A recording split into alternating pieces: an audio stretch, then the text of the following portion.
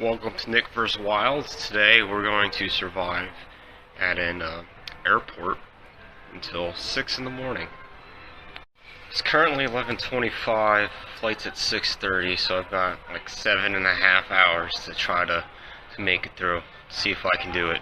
Now, one of the very first things you need to do is you need to find a good shelter to stay. Now, as I was wandering this giant hall, I found this bench, and this is where I'll be sleeping. Now, what's good about this bench is you can see there's no armrests in the middle. This way, I'm able to lay down completely, despite the trash that's in there. Now, once you have a shelter or a home base, what you need to do is you need to work on food. You need to eat something, and it's very important, but sometimes it's difficult to do.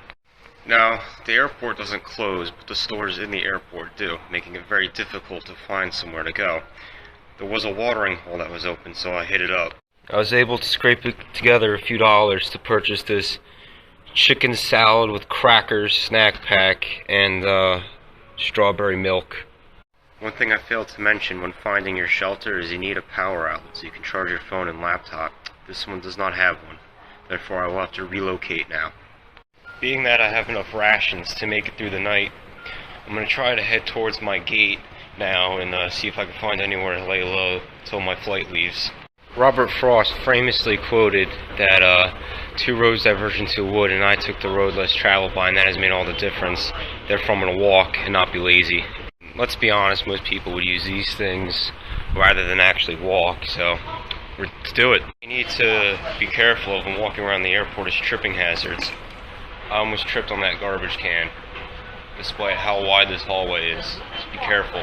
Notice what I was saying before about shelters.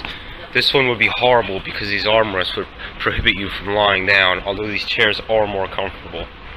Good news, I've regained my bearings. I'm heading towards Terminal D, so therefore I'm heading in the right direction according to that sign. Always trust the signs here.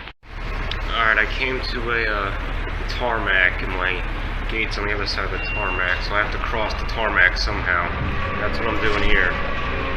This thing's basically a bus on huge steroids. As you can see, we have gates. Not too many aircraft out tonight. Here we come across two wild Airbus A320s in their natural habitat. So this makeshift raft I'm in right now is about to port, and I'll be well on my way to my gate once I get off this thing. Alright, I made it to the gate. Hopefully this will be my plane tomorrow. I can get on it. But stay tuned if you guys are going to want to see this. Found an awesome shelter, no armrests, and there's a receptacle right by my head so I can plug in. I'll show you guys once I get it all set up. Alright, so I'm all settled in. I just gotta be careful not to knock the receptacle out if I take a nap with my head, because I'm gonna lose power to my phone. Speaking of my head, I also took my fire department sweatshirt out of my suitcases, so I have a pillow. It's nice because it gives my head support and comfort. Now, something that's nice about my shelter is I actually have a little kitchen. So when I get hungry throughout the night, I could be able to eat. Trying to keep my energy up. The thing that's nice about Dulles International is free Wi-Fi, so I'm able to Netflix and chill as I wait for the next 6 hours. Now, I know predators like to attack in the dark, and the lights kept flickering, and I realized that they're motion censored. So, no one's after me, which is very good. In the next episode of Nick vs. Wild, I'm going to go through my experiences to show that I know what I'm talking about when it comes to surviving out here. But before I do that, shout out to Molly Snierowski and our friends from school as they support me morally through this tough time as I'm hundreds of miles away from home.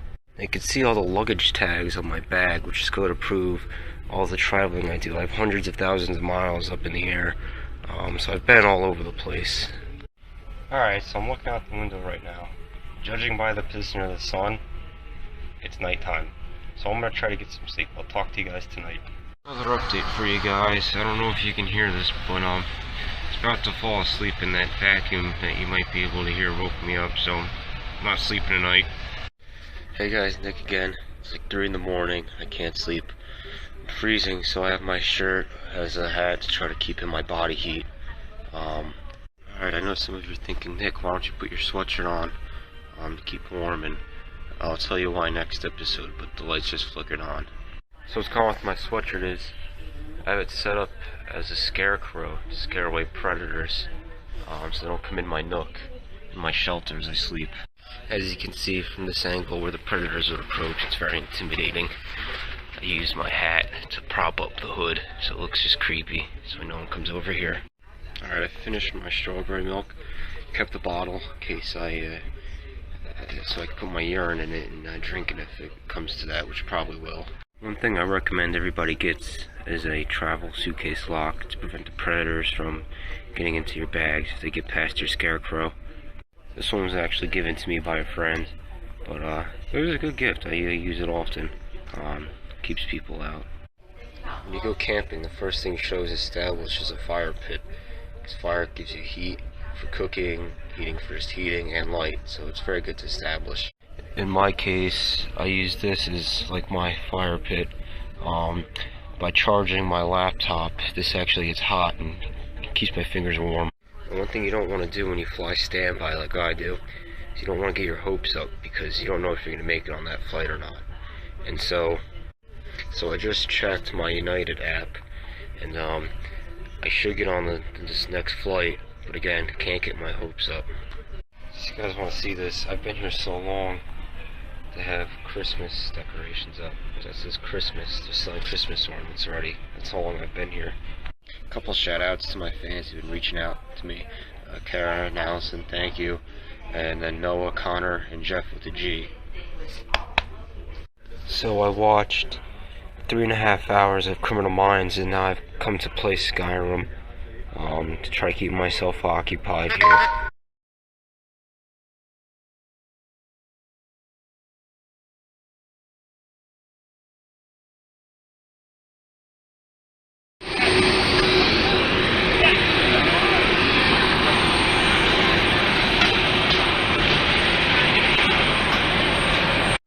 Alright everyone, I made it.